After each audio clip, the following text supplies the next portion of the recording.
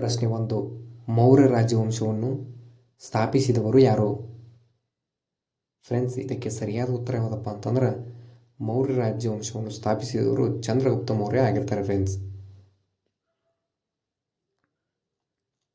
ಪ್ರಶ್ನೆ 2.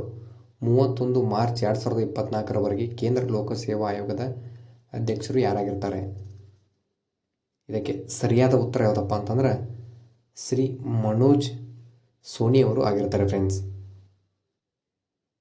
ಪ್ರಶ್ನೆ 3. ಭಾರತದ 12ನೇ ಪಂಚವಾರ್ಷಿಕ ಯೋಜನೆಯಲ್ಲಿ 2012-13ರಿಂದ 2016-17ರವರೆಗೆ ಶೇಕಡ ಬೆಳವಣಿಗೆಯ ದರವನ್ನು ಗುರಿಪಡಿಸಲಾಗಿದೆ. ಅಂದರೆ ಯಾವ ಶೇಕಡ ಅಂದ್ರೆ 8% ಶೇಕಡಾ ದರದ ಬೆಳವಣಿಗೆಯನ್ನು ಗುರಿಪಡಿಸಲಾಗಿದೆ ಫ್ರೆಂಡ್ಸ್. ಪ್ರಶ್ನೆ 4. ಪಾಪಿರ್ ಯಾವ ರಾಜ್ಯದ ಸಾಂಪ್ರದಾಯಿಕ ಜನಪದ ನೃತ್ಯವಾಗಿದೆ? ಇದಕ್ಕೆ ಸರಿಯಾದ ಉತ್ತರ ಯಾವುದಪ್ಪ ಅಂತಂದ್ರೆ ಪಾಪಿರ್ ಬಂದ್ಬಿಟ್ಟು ಇದು ಅರುಣಾಚಲ ಪ್ರದೇಶದ ರಾಜ್ಯ ನೃತ್ಯವಾಗಿದೆ ಫ್ರೆಂಡ್ಸ್. ಯಾರೆಲ್ಲ ನಮ್ಮ ಯೂಟ್ಯೂಬ್ ಚಾನಲ್ ನೋಡ್ತಿದ್ರು ಈಗಲೇ ಹೋಗಿ ಲೈಕ್ ಮಾಡಿ, ಶೇರ್ ಮಾಡಿ, ಸಬ್ಸ್ಕ್ರೈಬ್ ಮಾಡಿ ಮತ್ತು ಮುಂದಿನ ವಿಡಿಯೋ ನೋಟಿಫಿಕೇಷನ್ಗೆ ಬೆಲ್ ಐಕಾನ್ ಎನೇಬಲ್ ಮಾಡಿಕೊಳ್ಳಿ ಫ್ರೆಂಡ್ಸ್. ಇಲ್ಲಿ ಸ್ಕಿಪ್ ಮಾಡದೆ ಕೊನೆಯವರೆಗೆ ನೋಡಿ. ಪ್ರಶ್ನೆ 5. ಆರು ವೈಶಾಲಿ ಯಾವ ಕ್ರೀಡೆಗೆ ಸಂಬಂಧಿಸಿದ್ದಾರೆ? ಫ್ರೆಂಡ್ಸ್, ಇದಕ್ಕೆ ಸರಿಯಾದ ಉತ್ತರ ಯಾವುದಪ್ಪ ಅಂತಂದ್ರೆ ಆರು ವೈಶಾಲಿ ಬಂದ್ಬಿಟ್ಟು ಇವರು ಚದುರಂಗ ಆಟಕ್ಕೆ ಪ್ರಸಿದ್ಧಿಯಾಗಿದ್ದಾರೆ ಫ್ರೆಂಡ್ಸ್. ಅಂದರೆ ಚೆಸ್ ಆಟಕ್ಕೆ ಸಂಬಂಧಿಸಿದ್ದಾರೆ ಫ್ರೆಂಡ್ಸ್. ಪ್ರಶ್ನೆ 6. ಭೂಮಿಯ ಹೊರಗಿನ ಹೊರಪದರವು ಯಾವುದರಿಂದ ಮಾಡಲ್ಪಟ್ಟಿದೆ? ಫ್ರೆಂಡ್ಸ್, ಇದಕ್ಕೆ ಸರಿಯಾದ ಉತ್ತರ ಬಂದ್ಬಿಟ್ಟು ಭೂಮಿಯ ಹೊರಗಿನ ಹೊರಪದರು ಬಂದ್ಬಿಟ್ಟು ಇದು ಸಿಲಿಕಾ ಮತ್ತು ಅಲ್ಯೂಮಿನಿಯಂನಿಂದ ಮಾಡಲ್ಪಟ್ಟಿದೆ ಫ್ರೆಂಡ್ಸ್.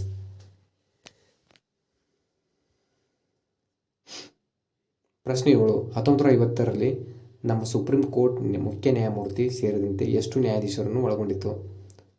ಇದಕ್ಕೆ ಸರಿಯಾದ ಉತ್ತರ ಬಂದ್ಬಿಟ್ಟು 8 ಅಂತ ಹೇಳ್ಬೋದು ಫ್ರೆಂಡ್ಸ್. 8 ನ್ಯಾಯಾಧೀಶರನ್ನು ಒಳಗೊಂಡಿತ್ತು ಫ್ರೆಂಡ್ಸ್. ಪ್ರಶ್ನೆ 8. ಭಾರತದ ಸಂವಿಧಾನದ 49ನೇ ವಿಧಿಯು ನಿಬಂಧನೆ ಏನು? ಅಂದರೆ ಭಾರತ ಸಂವಿಧಾನದ 49ನೇ ವಿಧಿ ನಿಬಂಧನೆ ಏನಂತ ಇಲ್ಲಿ ಕೇಳಿದ್ರೆ ಫ್ರೆಂಡ್ಸ್. ಇದಕ್ಕೆ ಸರಿಯಾದ ಉತ್ತರ ಬಂದ್ಬಿಟ್ಟು ರಾಷ್ಟ್ರೀಯ ಪ್ರಾಮುಖ್ಯತೆಯ ಸ್ಮಾರಕಗಳು ಮತ್ತು ಸ್ಥಳಗಳು ಮತ್ತು ವಸ್ತುಗಳ ರಕ್ಷಣೆ 49ನೇ ವಿಧಿಯ ನಿಬಂಧನೆ ಆಗಿದೆ ಫ್ರೆಂಡ್ಸ್. ಪ್ರಶ್ನೆ 9. ಜುಲೈ 2024ರಲ್ಲಿ ನರೇಂದ್ರ ಮೋದಿ ಅವರು ಯಾವ ಪ್ರಶಸ್ತಿಯನ್ನು ಪಡೆದರು? ಫ್ರೆಂಡ್ಸ್, ಇದಕ್ಕೆ ಸರಿಯಾದ ಉತ್ತರ ಬಂದ್ಬಿಟ್ಟು ಜುಲೈ 2024ರಲ್ಲಿ ನರೇಂದ್ರ ಮೋದಿ ಅವರು Order of Saint Andrew the Apostle ಎಂಬ ಪ್ರಶಸ್ತಿಯನ್ನು ಪಡೆದರು ಫ್ರೆಂಡ್ಸ್. ಪ್ರಶ್ನೆ 10. ಸಂಗೀತ ನಾಟಕ ಅಕಾಡೆಮಿಯಲ್ಲಿ ಎಷ್ಟು ಮೊತ್ತವನ್ನು ನೀಡಲಾಗುತ್ತದೆ? ಫ್ರೆಂಡ್ಸ್, ಸಂಗೀತ ನಾಟಕ ಅಕಾಡೆಮಿಯಲ್ಲಿ ಎಷ್ಟು ಮೊತ್ತ ನೀಡ್ತಾರಪ್ಪ ಅಂತಂದ್ರೆ ಇದಕ್ಕೆ ಸರಿಯಾದ ಉತ್ತರ ಬಂದ್ಬಿಟ್ಟು 3 ಲಕ್ಷ ನೀಡಿದ್ದಾರೆ ಫ್ರೆಂಡ್ಸ್. 3 ಲಕ್ಷ ರೂಪಾಯಿ. ಪ್ರಶ್ನೆ 11. ಬೋಲಾರಾಮ್ ಯಾದವ್ ಯಾವ ಸಂಗೀತ ವಾದ್ಯಕ್ಕೆ ಸಂಬಂಧಿಸಿದ್ದಾರೆ? ಫ್ರೆಂಡ್ಸ್, ಇದಕ್ಕೆ ಸರಿಯಾದ ಉತ್ತರ ಯಾವುದಪ್ಪ ಅಂತಂದ್ರೆ ಬೋಲಾರಾಮ್ ಯಾದವ್ ಅವರು ಕೊಳಲು ವಾದಕರು ಆಗಿರ್ತಾರೆ ಫ್ರೆಂಡ್ಸ್. ಪ್ರಶ್ನೆ 12. ಶೂಟಿಂಗ್ ಚಾಂಪಿಯನ್ಶಿಪ್ನ ಯಾವ ಆವೃತ್ತಿಯನ್ನು 2024ರಲ್ಲಿ ಭಾರತದಲ್ಲಿ ನಡೆಸಲಾಯಿತು? ಫ್ರೆಂಡ್ಸ್, ಇದಕ್ಕೆ ಸರಿಯಾದ ಉತ್ತರ ಬಂದ್ಬಿಟ್ಟು ಶೂಟಿಂಗ್ ಚಾಂಪಿಯನ್ಶಿಪ್ ಆವೃತ್ತಿ ಯಾವುದಪ್ಪ ಅಂತಂದ್ರೆ 67ನೇ ಆವೃತ್ತಿ ಬಂದ್ಬಿಟ್ಟು ಇದು 2024ರಲ್ಲಿ ಭಾರತದಲ್ಲಿ ನಡೆಸಲಾಯಿತು ಫ್ರೆಂಡ್ಸ್. ಪ್ರಶ್ನೆ 13. ಥೈಪೋಸಮ್ ಹಬ್ಬವನ್ನು ಭಾರತದ ಯಾವ ರಾಜ್ಯದಲ್ಲಿ ಆಚರಿಸಲಾಗುತ್ತದೆ? ಇದಕ್ಕೆ ಸರಿಯಾದ ಉತ್ತರ ಯಾವುದಪ್ಪ ಅಂತಂದ್ರೆ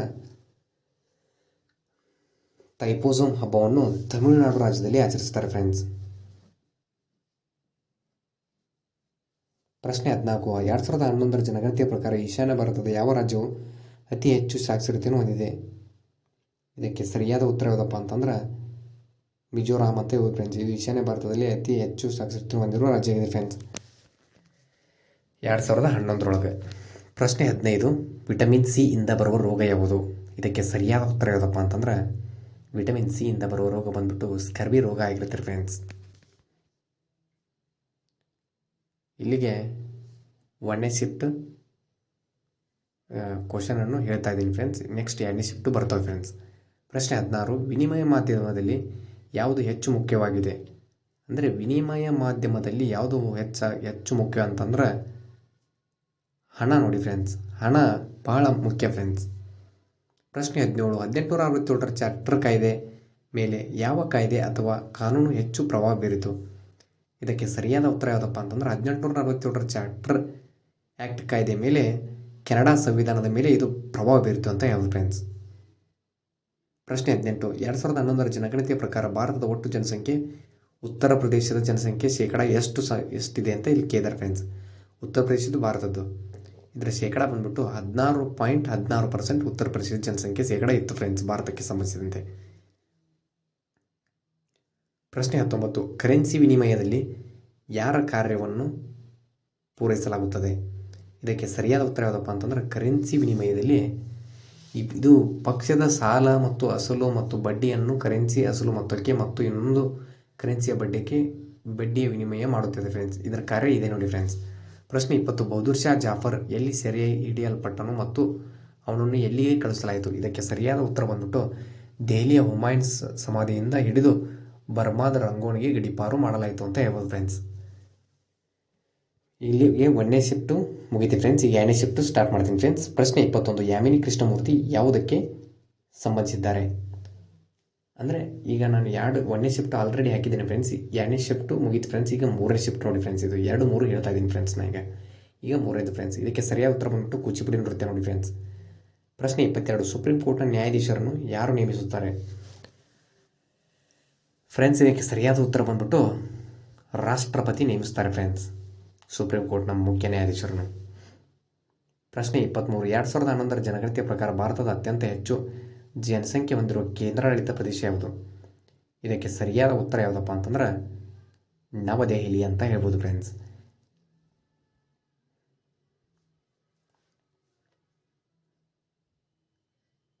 ಪ್ರಶ್ನೆ 24. IPL 2023 ವಿಜೇತ ತಂಡ ಯಾವುದು? ಫ್ರೆಂಡ್ಸ್ ಇದಕ್ಕೆ ಸರಿಯಾದ ಉತ್ತರ ಯಾವುದಪ್ಪ ಅಂತಂದ್ರೆ IPL 2023 ವಿಜೇತ ತಂಡ ಬಂದ್ಬಿಟ್ಟು ಚೆನ್ನೈ ಸೂಪರ್ ಕಿಂಗ್ ಆಗಿರುತ್ತೆ ಫ್ರೆಂಡ್ಸ್. ಪ್ರಸ್ತುತ 2024 ವಿಜೇತ ತಂಡ ಬಂದ್ಬಿಟ್ಟು ಕೋಲ್ಕತ್ತಾ ನೈಟ್ ರೈಡರ್ಸ್ ಆಗಿರುತ್ತೆ ಫ್ರೆಂಡ್ಸ್. ಪ್ರಶ್ನೆ 25. 31 ಡಿಸೆಂಬರ್ 1947 ಸಂವಿಧಾನದ ಸಭೆಯಲ್ಲಿ ಒಟ್ಟು ಎಷ್ಟು ಸದಸ್ಯರು ಉಪಸ್ಥಿತರಿದ್ದರು? ಇದಕ್ಕೆ ಸರಿಯಾದ ಉತ್ತರ ಬಂದ್ಬಿಟ್ಟು 299 ಜನರು ಉಪಸ್ಥಿತರು ಇದ್ದರು ಫ್ರೆಂಡ್ಸ್. ಪ್ರಶ್ನೆ 26.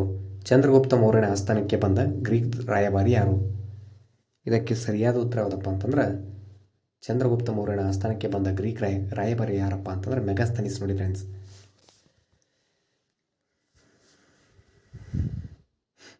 ಪ್ರಶ್ನೆ 27. 2020 ಹೊತ್ತಿಗೆ ಪ್ರತಿ 1,000 ಜನಸಂಖ್ಯೆಗೆ ಭಾರತದ ಒಟ್ಟು ಜನನ ಪ್ರಮಾಣ ಎಷ್ಟು? ಇದಕ್ಕೆ ಸರಿಯಾದ ಉತ್ತರ ಯಾವುದಪ್ಪ ಅಂತಂದ್ರೆ 19.5 ಅಂತ ಹೇಳ್ಬೋದು ಫ್ರೆಂಡ್ಸ್. ಪ್ರಶ್ನೆ 28. ದಂಡಿ ಮಾರ್ಚ್ ಯೋಜನೆಯನ್ನು ಯಾರು ಪ್ರಾರಂಭಿಸಿದರು? ಅಂದರೆ ದಂಡಿ ಮಾರ್ಚ್ ಯೋಜನೆಯನ್ನು ಯಾರು ಪ್ರಾರಂಭಿಸ್ತಾರಪ್ಪ ಅಂತಂದ್ರೆ ಇದಕ್ಕೆ ಸರಿಯಾದ ಉತ್ತರ ಬಂದ್ಬಿಟ್ಟು ದಂಡಿ ಯೋಜನೆಯನ್ನು ಮಹಾತ್ಮ ಗಾಂಧೀಜಿಯವರು ಪ್ರಾರಂಭಿಸ್ತಾರೆ ಫ್ರೆಂಡ್ಸ್. ಪ್ರಶ್ನೆ 29. ಲೂಸಾರ್ ಹಬ್ಬವನ್ನು ಯಾವ ರಾಜ್ಯದಲ್ಲಿ ಆಚರಿಸುತ್ತಾರೆ?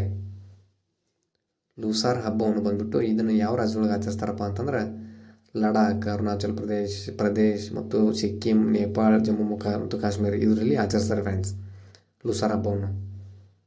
ಪ್ರಶ್ನೆ 30. ಬಿಹು ಯಾವ ರಾಜ್ಯದ ಪ್ರಮುಖ ನೃತ್ಯವಾಗಿದೆ? ಫ್ರೆಂಡ್ಸ್ ಇದಕ್ಕೆ ಸರಿಯಾದ ಉತ್ತರ ಯಾವುದಪ್ಪ ಅಂತಂದ್ರೆ ಬಿಹು ಇದು ಒಂದು ಅಸ್ಸಾಂನ ರಾಜ್ಯ ನೃತ್ಯ ಅಂತ ಹೇಳ್ಬೋದು ಫ್ರೆಂಡ್ಸ್. ಪ್ರಶ್ನೆ 31. ಮಯೂರ್ಭಂಜ್ ಛೌ ನೃತ್ಯ ಯಾವ ರಾಜ್ಯಕ್ಕೆ ಸಂಬಂಧಿಸಿದ್ದಾರೆ? ಇದಕ್ಕೆ ಸರಿಯಾದ ಉತ್ತರ ಯಾವುದಪ್ಪ ಅಂತಂದ್ರೆ ಇದು ಮಯೂರ್ಭಂಜ್ ಛೌ ನೃತ್ಯ ಬಂದ್ಬಿಟ್ಟು ಇದು ಒಡಿಶಾ ರಾಜ್ಯಕ್ಕೆ ಸಂಬಂಧಿಸಿದೆ ಫ್ರೆಂಡ್ಸ್.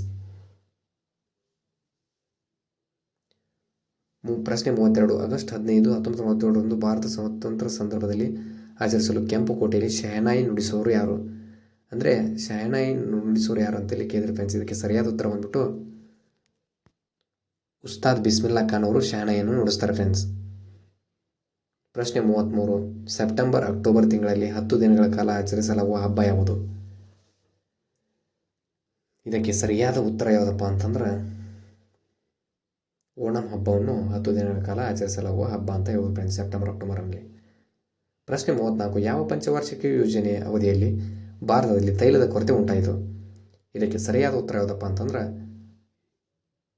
5ನೇ ಪಂಚವಾರ್ಷಿಕ ಯೋಜನೆಯಲ್ಲಿ ಭಾರತದಲ್ಲಿ ತೈಲದ ಕೊರತೆ ಉಂಟಾಯಿತು ಫ್ರೆಂಡ್ಸ್. ಪ್ರಶ್ನೆ 35. ಯಾವಾಗ ಮತ್ತು ಯಾರು ರೇಡಿಯೋ ತರಂಗಗಳನ್ನು ಕಂಡುಹಿಡಿದರು? ಫ್ರೆಂಡ್ಸ್ ಇದಕ್ಕೆ ಸರಿಯಾದ ಉತ್ತರ ಯಾವುದಪ್ಪ ಅಂತಂದರೆ 1880ರ ದಶಕದ ಅಂತ್ಯದಲ್ಲಿ ಹೆನ್ರಿಕ್ ಹಡ್ಜ್ ಅವರು ಇದನ್ನು ಕಂಡುಹಿಡಿತಾರೆ friends. Thank you for the watching guys.